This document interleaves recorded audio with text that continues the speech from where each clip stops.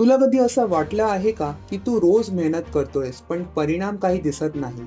अनेक लोक याच ठिकाणी हार मानतात कारण त्यांना वाटतं की त्यांच्या छोट्या प्रयत्नाचा काहीच फायदा होत नाही. पण इथेच एक शक्तिशाली नियम काम करतो, तो म्हणजे कंपाऊंडिंगचा नियम. कंपाऊंडिंग म्हणजे छोट्या प्रयत्नाचे परिणाम कालांतराने मोठे होत जाणे. समजा तू रोज फक्त 10 नवीन शब्द शिकतोस. पहिल्या दिवशी 10 शब्द, एका आठवड्यात 70 शब्द, एका महिन्यात जवळपास 300 शब्द आणि एका वर्षात हजारो शब्द. हे जादू नाही, हे नशीब नाही.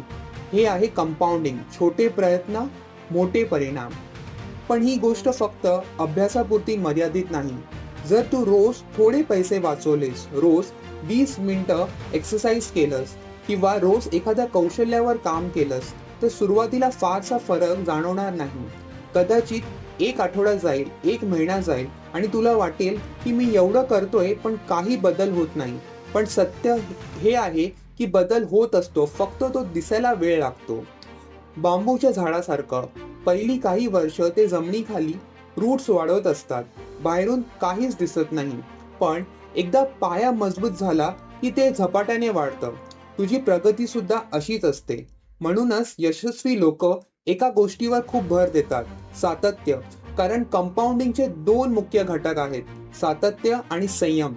सातत्याशिवाय कंपाऊंडिंग सुरू होत नाही आणि संयमाशिवाय त्याचे परिणाम दिसत नाहीत. म्हणून आजपासून एक गोष्ट लक्षात ठेव, तुला मोठे परिणाम हवे असतील तर मोठी सुरुवात करण्याची गरज नाही. तुला फक्त छोट्या पावलाने सुरुवात करायची आहे.